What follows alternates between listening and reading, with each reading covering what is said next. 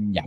Hola a todos nuevamente y bienvenidos a este nuevo webinar correspondiente al día martes 11 de febrero, donde vamos a revisar los ETFs como tal, estrategias de inversión y las diferencias que tienen principalmente los ETFs como instrumento financiero respecto a lo que serían fondos mutuos, por ejemplo. Ya hay algunas diferencias que es bueno mencionar porque de cierta manera podrían optimizar un poquito lo que es su operativa como tal por términos o principalmente en términos de costo y también en algunas ventajas adicionales que tienen y que obviamente vamos a revisar en una tabla comparativa que obtuve de la página directamente de BlockRock, en la cual va detallando punto a punto cuáles son los puntos fuertes que tienen los ETF y cuáles son los puntos fuertes en este caso que tienen los fondos mutuos, que la verdad, a grosso modo y siendo bien directo, son bastante pocos respecto a lo que es un ETF como tal, ya, pero que obviamente los vamos a revisar también para explicar más o menos la diferencia entre ellos. Así que para comenzar y para hacer el formato un poquito más compacto en lo que es teoría como para el día de hoy, vamos con los ETF. Los ETF son básicamente fondos cotizados, ya que explicándolo como a grosso modo, son fondos que entre comillas cotizan en bolsa, tienen una especie de similitud a el desarrollo bursátil que van generando distintos tipos de acciones, en la cual genera volatilidad, genera movimientos en mercado y que obviamente va oscilando de cara a lo que es el desarrollo normal de mercado a tiempo real, ¿ya? Estos ETFs tienen hartos tipos de configuraciones internas donde existe una amplia gama de herramientas disponibles dependiendo de lo que busque cada inversor. Hay ETFs que son relacionados con índices, hay ETFs que son relacionados con materias primas, hay ETFs que son relacionados por sectores bursátiles, por ejemplo, semiconductores, etcétera. Hay ETFs que son por un solo activo subyacente, como sería en el caso de NBDQ, por ejemplo. Y hay ETFs también que tienen distintas funcionalidades como apalancamiento y también desarrollo inverso a su activo subyacente, que los vamos a revisar más adelante en este mismo capítulo, ¿ya? Pero que a grosso modo un ETF es básicamente un fondo que cotiza en bolsa, de ahí viene su nombre, sus siglas, ¿ya? Versus los fondos mutuos, que son básicamente algo muy similar a un ETF, pero que tiene algunas diferencias respecto a lo que es la forma en la cual se genera su cotización, su diversificación y también la forma en la que nosotros podemos invertir en ellos, ¿ya? Eso, a grosso modo, genera mucha comparativa entre ellos, donde algunos tienen puntos fuertes y algunos tienen similitudes, y también hay uno que tiene mejores ventajas que otro, que básicamente yo creo que saben cuál es cuál, pero que en esta tabla comparativa, que no sé si se alcanza a ver muy bien, se explica más o menos en qué consisten estas ventajas y estas diferencias, ¿ya? Por ejemplo, vamos a explicar paso a paso más o menos para que se vaya entendiendo y ustedes recuerden que pueden ir preguntando en caso que tengan dudas, ¿ya? Los ETF, por si acaso, esta tabla compara fondos mutuos, ETF y acciones para que se vea más o menos la relación o este punto intermedio en el que se encuentran los ETF como tal, ¿ya? Los fondos mutuos y los ETF son herramientas que tienen diversificación, que básicamente significa que se componen por muchos componentes en el cual ustedes pueden ir generando una cartera, entre comillas, diversificada solamente con comprar estos activos. ¿Qué quiere decir? Que, por ejemplo, si yo quiero hacer una cartera de inversión, por ejemplo, y no tengo las capacidades para yo poder seleccionar los activos que me llaman la atención para mi inversión, puedo optar por estos fondos mutuos o estos ETF porque, entre comillas, me hacen la pega, ¿ya? Y que estos, obviamente, tienen costos de administración que se relacionan directamente con lo que sería estas diversificaciones como tal. Entre comillas, el ETF y el fondo mutuo me vende un producto en términos de una cartera que ellos mismos consolidan y yo en base a lo mismo selecciono estos fondos y pago una comisión, que por lo general los ETF son mucho más bajos que un fondo mutuo como tal y tiene la ventaja de que los ETF me cobran la comisión durante la variación bursátil del activo, porque al ser un activo que transa en bolsa prácticamente, al igual que las acciones,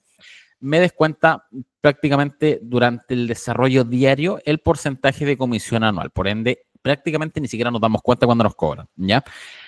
Pero como volviendo a lo mismo que en esta tabla comparativa, los ETF y los fondos mutuos respecto a las acciones, obviamente, tienen esa ventaja de que son diversificadas. Una acción obviamente no tiene diversificación porque una acción es una parte de una empresa y que en el caso de los ETF y fondos mutuos, estos pueden estar compuestos por muchas acciones de distinto sector o muchas acciones de distintos países, en caso que sean ETF sectorizados por países o que sean ETF sectorizados por un sector financiero o bursátil en general, o un sector empresarial, etcétera, ¿ya? Pero que básicamente es una cartera prácticamente que nosotros podemos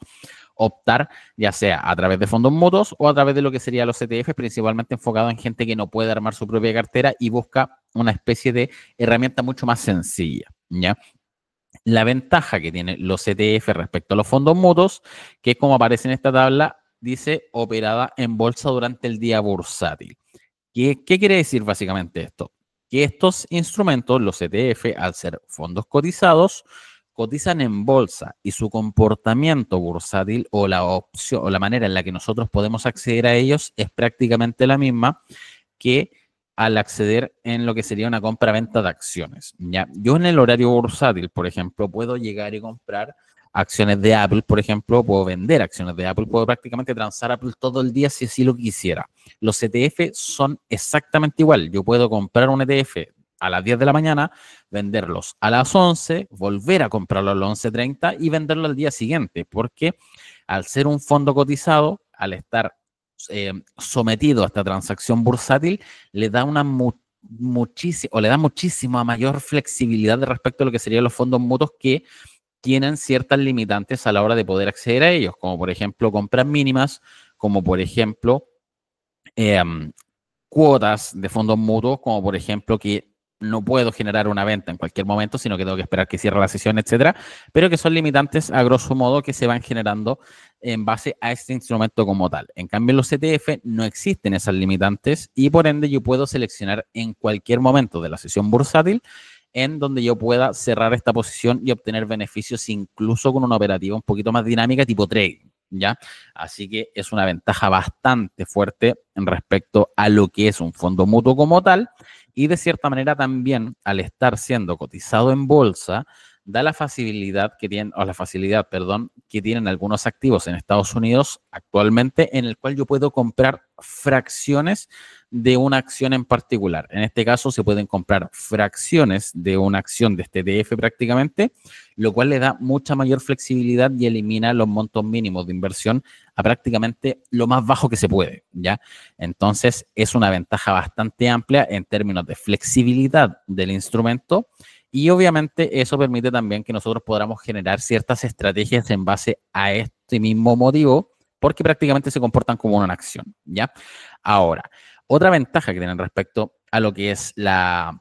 operativa bursátil como tal o la transacción en bolsa que tienen los ETF, al igual que las acciones, es que prácticamente yo voy viendo la variación del precio a tiempo real, ya no así en el fondo mutuo donde prácticamente los valores cuotas se actualizan al cierre o la apertura de la sesión siguiente. En este caso, yo voy viendo en cuanto va transando un ETF como tal. En este momento puede estar, no sé, en $10, en 5 minutos más puede estar en 10.1, etcétera. Pero yo eso lo puedo ir monitoreando prácticamente a tiempo real porque justamente al ser un activo que transa en bolsa, tiene todos esos beneficios similares a las acciones, ¿ya? Cosa que no pasa en los fondos mutuos. Ahora, volviendo al tema de comisiones, obviamente los fondos mutuos y los ETF tienen estos costos administrativos netamente porque es un servicio que están prestando finalmente, ya sea en activos diversificados, donde arman una cartera, la ofrecen a los inversores en general y nosotros optamos a este servicio, donde uno tiene la ventaja, como comentamos, que tiene una operativa bursátil como tal, y el otro es un poquito más restrictivo, pero que a grosso modo permite las mismas funcionalidades y dependerá mucho del objetivo que tiene cada inversor, ¿ya? Ahora, estas comisiones también están transadas, por ejemplo, en los costos asociados de la compra-venta, que es básicamente los costos que se absorben con la comisión que nos puede cobrar el broker, dependiendo si es que estamos comprando o vendiendo los distintos tipos de fondos, estamos comprando o vendiendo distintos tipos de acciones, estamos comprando y vendiendo distintos tipos de ETF. Esa comisión obviamente depende más que lo que sería la comisión por el ETF o este fondo instrumento como tal, sino que depende de un tema del broker asociado en el cual nosotros estemos operando dichos fondos, ¿ya? Ahora, una ventaja que tienen los ETF respecto a los fondos o los fondos mutuos, en este caso fondos de inversión, etcétera, es que los ETF siguen un movimiento bastante similar al desarrollo de un índice en particular. Son muy apegados al desarrollo que tiene, por ejemplo, el SP500, en caso de ser un ETF que sigue el rendimiento del SP500 y que son prácticamente iguales, lo que permite poder generar un análisis en base al índice como tal y nos facilita también lo que sería el seguimiento bursátil en términos de análisis técnico o análisis fundamental en el caso de que sea algún ETF con un activo subyacente único, como es el caso de, por ejemplo, los ETF directos a Tesla, los ETFs inversos a Tesla, etcétera, que nos facilita o simplifica un poquito el análisis, porque obviamente al estar siguiendo lo más cercano posible a estos subyacentes, hace que sea mucho más fácil yo poder representar este desarrollo futuro en base a una proyección de gráfico, etcétera, o en base a una evaluación de reportes trimestrales, por ejemplo. Y eso, obviamente, al ser un instrumento que nos permite seleccionar un amplio espectro de sectores o índices, es que entramos en una segunda instancia en la cual vamos a ver los tipos de ETF que existen, ¿ya? Donde básicamente encontramos ETFs que siguen a índices, como les comentaba, hay ETFs que siguen a commodities, hay ETFs que siguen a sectores en particular, hay ETFs que siguen a países, hay ETFs que siguen a un activo subyacente único. Y que la ventaja que tienen, como les comentaba, es que nos permite tomar distintos tipos de estrategias, ¿ya? Por ejemplo, en este caso, el que se ve en gráfico es un ETF que se llama VOO, que es de Vanguard prácticamente y sigue el desarrollo del SP500. Este es el gráfico bursátil de este ETF como tal. Si yo en este momento lo comparo con el desarrollo del SPX, que es básicamente el SP500, el activo subyacente o el índice que tiende a seguir en variación porcentual, nos encontramos que son prácticamente calcados. Por ende, eso me permite prácticamente yo poder analizar el desarrollo del SP500 y con ello tomar una posición, por ejemplo, en este ETF para replicar el desarrollo que se va generando en este índice como tal, ¿ya? Eso obviamente me facilita muchísimo el análisis, eso también me facilita mucho el seguimiento del activo y también de cierta manera me evita tener que yo estar constantemente monitoreando el ETF como tal o el fondo mutuo porque le voy básicamente haciendo seguimiento al activo subyacente como tal, ¿ya? Estos serían lo que se conoce como ETFs indexados, que son los que siguen índices en particular. Está este que sigue el SP500, pero también entramos en los que serían también apalancados, que es un poquito de una mezcla de todo, ¿ya? Hay ETFs apalancados que siguen índices, como es el caso de TQQQ, que es básicamente un ETF que me sigue el desarrollo del Nasdaq, pero con un desarrollo multiplicado, ¿ya? ¿Qué significa? Que en este caso, este ETF es un ETF apalancado por 3, significa que cuando el Nasdaq, por ejemplo, hoy día, ejemplo muy real, cae un 0,19%, este ETF me multiplica esa variación porcentual por 3 y genera un retroceso de un 0,6, 0,7%. Obviamente no es un valor exacto, tiene ciertas diferencias que se van ajustando a lo largo de las sesiones bursátiles, ya por un tema de que tiene que ir ajustando el desarrollo porcentual en base a compras, ventas internas o rebalanceos diarios, y eso hace que se mueva en una dirección directa al desarrollo del activo subyacente o también en una posición inversa, ¿ya? Aquí puede que nos empiecen a marear un poquito respecto a lo que es la explicación de los ETF y los tipos de ETF que hay, porque hay muchos apellidos, ¿ya? Pero si hay algún tipo de duda, recuerden que pueden levantar la mano y la resolvemos al instante, cosa que no se pierdan. Pero siguiendo con lo que serían los ETF como tal, nos encontramos estos apalancados que pueden ser de distinto tipo. Hay apalancados que son de índices, hay apalancados que son de activos subyacentes, hay apalancados que son de sectores tecnológicos, como sería en este caso SOXL, que es básicamente un ETF que sigue al sector de semiconductores y además me lo multiplica por 3 porque es un ETF apalancado. ¿Ya? Ahora, en contraparte, también encontramos ETFs que son inversos, que son básicamente, por ejemplo, la contraparte de SOXL, que sería SOXS, que se me genera un movimiento bastante llamativo. Si nos vamos al ejemplo nuevamente del Nasdaq con el ETF TQQQ, que era un ETF directo apalancado, que obviamente sigue fielmente el desarrollo del Nasdaq. De hecho, si nos vamos aquí y movemos un poquito lo que es el gráfico, tenemos Nasdaq. Prácticamente hoy día retrocedió un 0,19%. TQQQ, que es el que acabamos de ver, es un ETF directo apalancado por 3, que significa que lo que me varía el Nasdaq porcentualmente, este me lo multiplica por 3, que en este caso sería 0,6, 0,7, en términos muy generales. Y también hay una tercera opción en el cual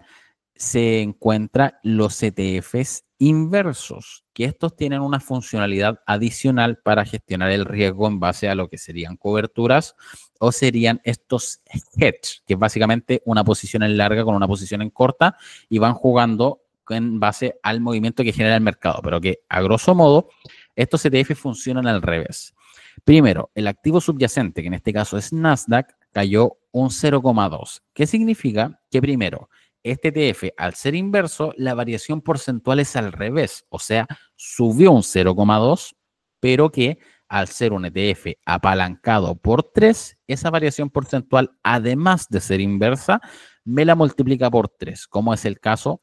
de este activo en particular, que subió un 0,7, 0,6, mientras Nasdaq caía. Por ende, nos encontramos con dos tipos de funcionalidades en base a un activo subyacente, en el cual, en primera instancia, tenemos un multiplicador, que es el apalancamiento,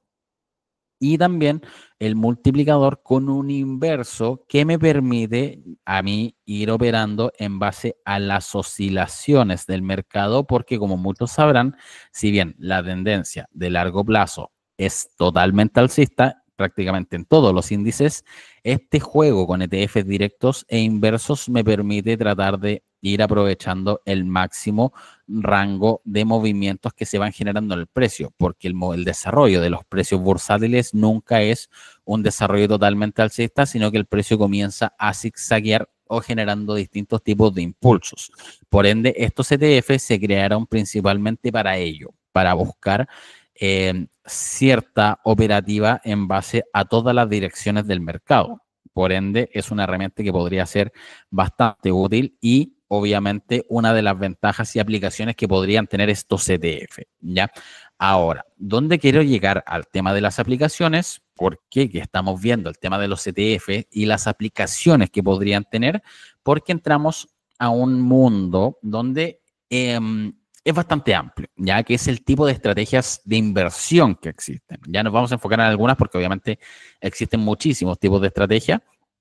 y cada tipo de estrategia tiene la opción de poder sacarle provecho en base a estos mismos ETF. Y por eso es importante tratar de conocer este mundillo o este sector bursátil que por lo general no es muy conocido, porque permite amplificar lo que sería nuestro análisis como tal, independiente de la estrategia que nos estemos enfocando, inclusive en el caso de los dividendos, ¿ya? Por ejemplo, primero, vamos a partir con una estrategia de value investing o análisis fundamental, que a grosso modo esta estrategia lo que busca es generar rentabilidad en base a posiciones basadas en un análisis fundamental, donde básicamente lo que hacen es analizar los beneficios o la salud de una empresa con tal de sacar un valor intrínseco y ese valor proyectarlo en base al precio actual para saber si el precio de esta empresa en particular está caro o está barato, con el objetivo de comprarla o venderla más adelante y generar esta variación porcentual que finalmente se traduce en utilidades, ¿ya? Ahora, ¿cómo yo puedo sacar provecho a este tipo de análisis o estrategia de cara a lo que sería mi análisis personal y cómo podría yo aplicarlo con ETFs? Porque existen algunos que si bien, por ejemplo, el análisis fundamental no evalúa por lo general fondos de inversión, pero sí evalúa acciones en particular. Por ejemplo, Nvidia es una empresa que obviamente va reportando trimestralmente, se le puede hacer un análisis fundamental en base a sus reportes trimestrales, se puede ver la proyección de esta empresa y si es que el precio va a continuar subiendo a futuro. Si por X motivo yo determino que Nvidia es un activo que en este momento me vale $200, por ejemplo, y está en 133, en análisis fundamental eso me dice, oye, esta acción está barata porque vale mucho más, por ende el precio debería ir a buscar su valor intrínseco o al menos el valor que nosotros estamos proyectando en base a nuestro análisis, obviamente, y eso me va a generar utilidades. Pero ¿dónde entran a jugar estos ETF? En que Ahora, últimamente se ha hecho bastante común ir generando fondos o ETFs disponibles en base a un solo activo subyacente en el cual entran a jugar, por ejemplo, NVDL, que es básicamente Nvidia, similar el desarrollo porcentual, pero enfocado a un apalancamiento por dos, que significa que cuando Nvidia, por ejemplo, hoy día cayó un 0,5, NVDX, que es básicamente lo mismo que NVDL, que multiplicado por 2, me cayó un 1%. Pero si yo, por ejemplo, estoy proyectando Nvidia $70 más arriba y una variación porcentual relacionada más o menos a este precio, una APP un 50-60%, en estos ETF apalancados prácticamente vamos a multiplicar nuestros potenciales retornos y se le puede sacar un mayor provecho netamente apoyándose con estos instrumentos que generan un apalancamiento adicional y que obviamente nos permiten ir transándolos directamente en bolsa como si fuera la misma acción de Nvidia. Por ende, este análisis fundamental se podría haber potenciado con este tipo de análisis o con este tipo de instrumentos que me da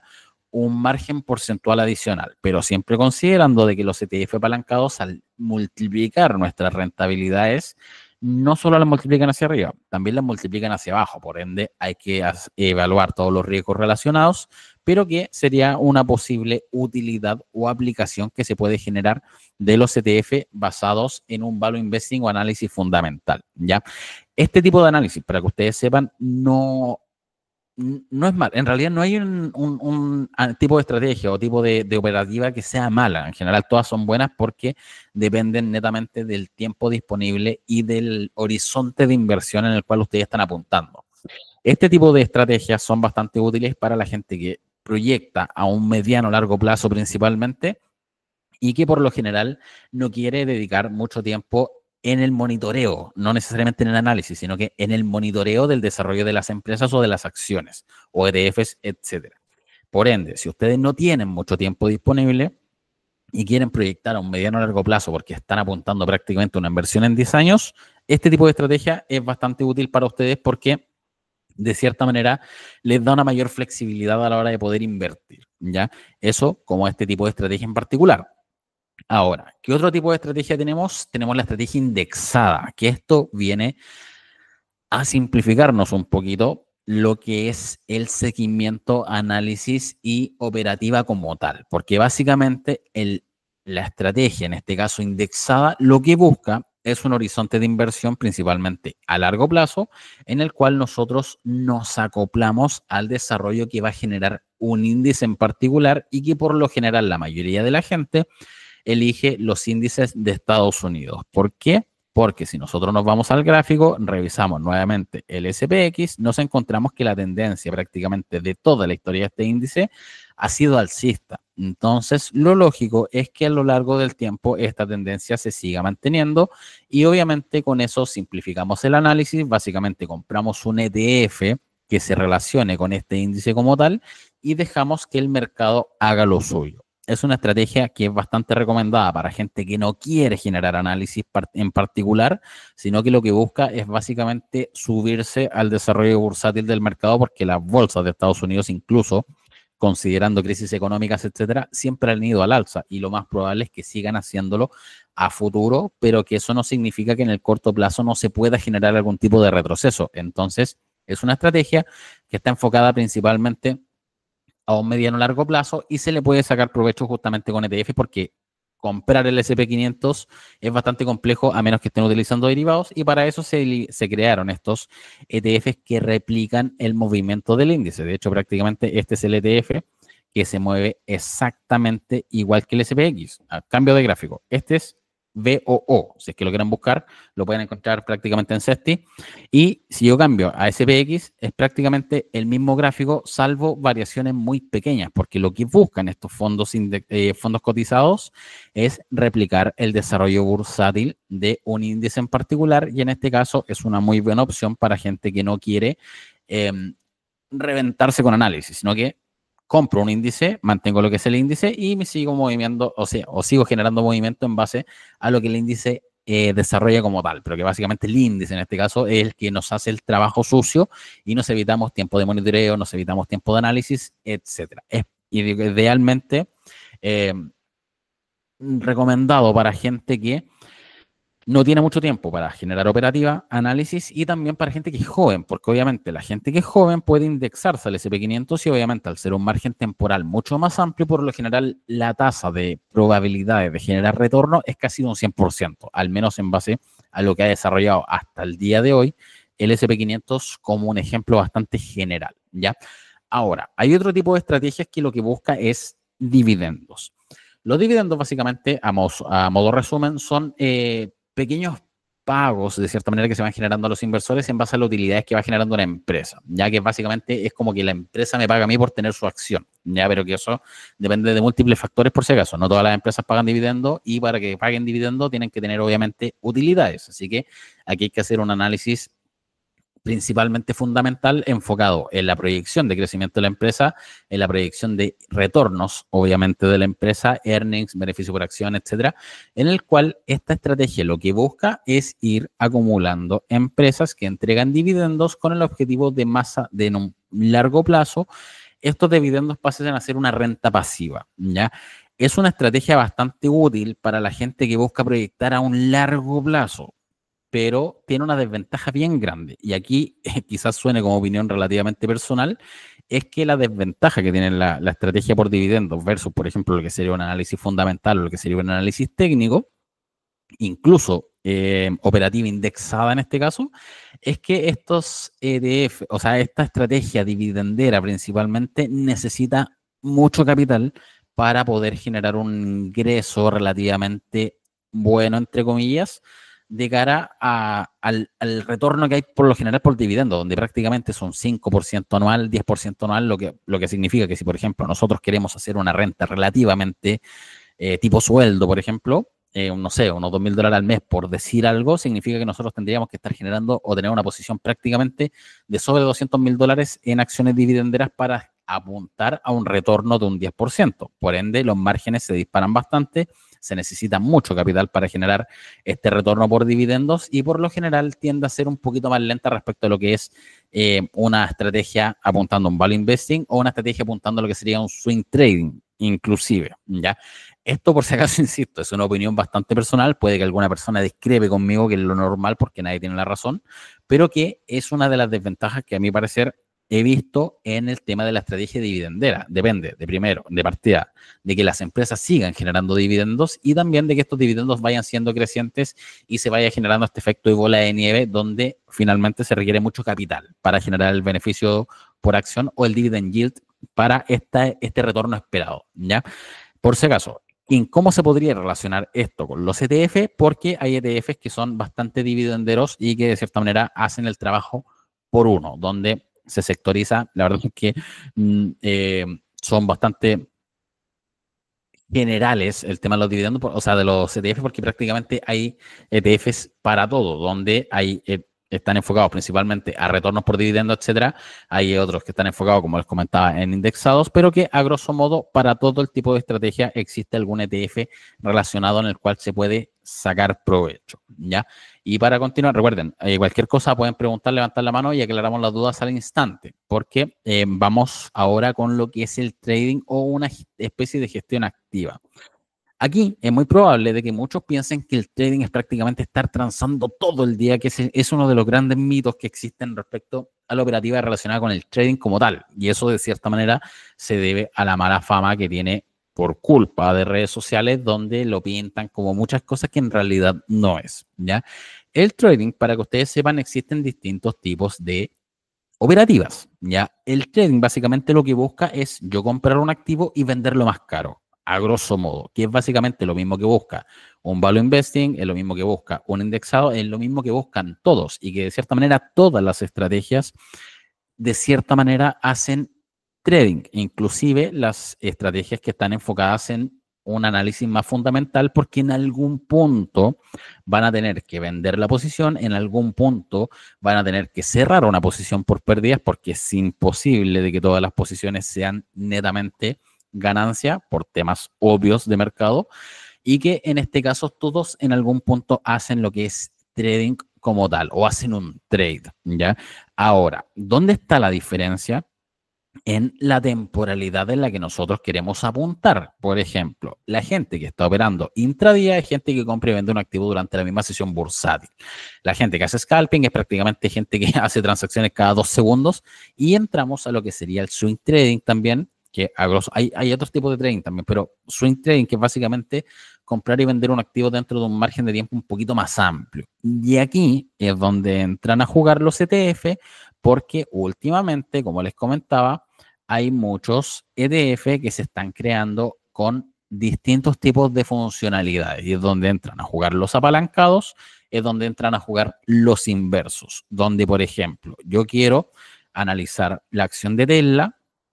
en la cual yo analicé y determiné que el precio iba a generar una corrección, en la cual se podría generar algún tipo de utilidad con una posición en corto, que la posición en corto es netamente apuntar a que el precio baje. Yo no tengo la posibilidad de generar posiciones en corto porque las garantías que me piden son mucho más elevadas. Entonces, en este último tiempo, ha habido un boom bastante amplio de creación de ETFs. Y si lo enfocamos en una operativa tipo trading, a mí ahí me permiten en este caso poder tomar posiciones a la baja sin necesidad de garantías excesivas, donde yo puedo comprar lo que sería TSLZ, que es un ETF inverso a Tesla, que por ejemplo hoy día subió un 12%, porque Tesla cayó un 6%. O sea, es un ETF inverso y a la vez apalancado. También, en caso contrario, tenemos TSLL, que es un ETF que se mueve a la par de lo que hace Tesla, pero en este caso multiplicado por 2. ¿Qué significa esto? Que yo, si tengo una operativa tipo trading, le puedo sacar provecho a estas oscilaciones de mercado operando TSLL cuando el precio sube y TSLZ cuando el precio baja. Por ende, operar en las dos direcciones de mercado. Y es una de las aplicaciones que le puedo dar a estos ETF o este instrumento como tal, que me permite poder operar en ambas direcciones sin tener que cubrir excesivas garantías. Y también eso sin contar las posiciones de cobertura, etcétera, que son cosas que vimos en academies anteriores. Así que, de momento, ¿hay alguna duda hasta acá? Si no, nos vamos con la importancia de la plataforma, que es la última parte de lo que es teoría grabada. Ya, continuamos. Cualquier cosa, recuerden que me pueden escribir en el chat. ¿Dónde entra el tema de la importancia de la plataforma? Entra a jugar en desarrollos bursátiles como tal. ¿Por qué? El mercado de Estados Unidos es bastante complejo, y esto está enfocado principalmente en el mercado de Estados Unidos porque en Chile no existen ETFs como tal. Por lo general existen fondos mutuos, fondos de cuotas, que es justamente las desventajas que estamos hablando, que no son activos que transan en bolsa. Son activos, sino que se van moviendo prácticamente en base al valor cuota, y eso no se actualiza de manera inmediata. Entonces, enfocado en este mercado, ¿cuál es la importancia que yo tengo con el tema de la plataforma como tal? Primero, ejercicio simple. El mercado de Estados Unidos se divide prácticamente en 3 tramos horarios, que eso se determina horario extendido, donde el primero, si me voy a un gráfico más rápido, me va a aparecer prácticamente por colores. El primero, este amarillito que se ve acá, es el premercado. El que aparece en tramo en blanco es el horario spot, que es cuando la bolsa abre, en este caso, de 9 de la mañana, 9:30 de la mañana en realidad, hasta las 4 de la tarde, horario Estados Unidos, obviamente, que sería prácticamente el mismo horario que tenemos en IPSA. Eso es horario spot. Y después de eso tenemos esta franja azul que se determina como post mercado. Ahora, ¿por qué es importante la plataforma? Porque no todos los brokers permiten utilizar el horario extendido, y eso puede generar pérdidas muy importantes, en el sentido de que eh, muchas veces se le da importancia al tema de cotización o al tema de comisión, pero pago menos sin tener acceso a lo que es horario extendido. Y por ejemplo, imaginemos que yo, obviamente, generé lo que es una operativa, me fui por el broker más barato que encontré, que no me cobra nada prácticamente, pero no tiene horario extendido. Me estoy ahorrando prácticamente un menos de un 1% en términos de comisiones, por ejemplo, hablando de números muy altos. Pero ¿qué pasa? Si, por ejemplo, hoy día yo hubiese tenido una posición en largo o en corto, en este caso en SMCX, por ejemplo, o SMCI, que acaba de reportar, y en el postmercado está subiendo un 8%, ya estaría perdiendo prácticamente un margen porcentual importante. Si este hubiese sido una posición inversa donde yo estoy perdiendo con el retroceso, estaría perdiendo prácticamente un 8%. Entonces, ahí es cuando uno puede evaluar ¿Qué pasa? ¿Qué prefieren en este caso? ¿Una pérdida de un 8% o perder la comisión que podría ser prácticamente bajo un 0,5%, pero que obviamente en rangos porcentuales sigue siendo mucho más pérdida de lo que podría generar con una posición y que pudiera cerrar prácticamente en lo que fue postmercado? Eso, por si acaso, es una herramienta bastante útil en lo que es mercado de Estados Unidos y por ende esta importancia de la plataforma puede generar distintos tipos de beneficios o complejidades. Ejemplo siguiente, ¿qué pasa si, por ejemplo, yo por X motivo compro la posición hoy día, no puedo volver a vender esta posición y tengo que esperar sí o sí a vender mañana? Eso, por ejemplo, puede pasar prácticamente de manera totalmente normal, aún considerando de que yo tengo postmercado. Por ejemplo, no sé, yo tengo Tesla, por ejemplo, por decir algo. Tengo Tesla y que la compré prácticamente en 330 y ahora en premercado, en postmercado, perdón, está en 310, pero tengo el bloqueo de que yo no puedo vender esa posición, pues tengo que esperar sí o sí a mañana, por ejemplo, o no puedo, tengo poder de compra instantáneo, etcétera.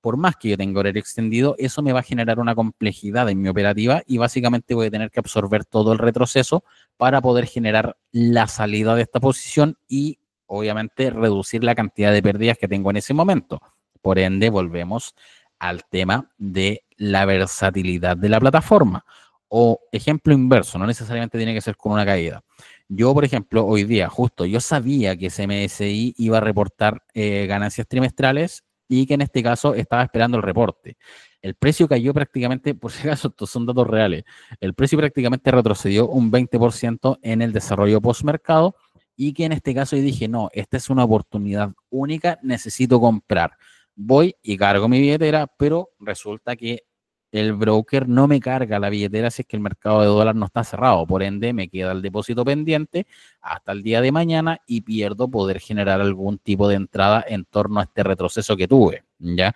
Eso también son limitantes de la plataforma que a la larga pasan más la cuenta que cualquier tipo de comisión relacionada. Por ende, ¿a dónde quiero llegar?